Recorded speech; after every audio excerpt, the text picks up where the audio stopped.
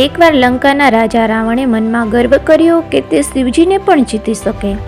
રાવણે વિચાર્યું કે શિવજીના નિવાસસ્થાન પવિત્ર કૈલાસ પર્વતને લંકામાં લઈ જવું જોઈએ. જેમ જેમ રાવણ પર્વત ઉખાડવા પ્રયત્ન કરે છે, શિવજી હસે છે અને શાંત સ્વરૂપે પોતાના પગનો અંગૂઠો હલાવે છે. શિવજીના માત્ર અંગૂઠાના સ્પર્શથી આખો પર્વત દબાઈ જાય છે અને રાવણ એના નીચે ફસાઈ જાય છે. રાવણને ખબર પડી કે શિવજી એના અંગૂઠાના સ્પર્શથી આખો પર્વત દબાવે છે અને એ પોતે નીચે ફસાઈ ગયો છે.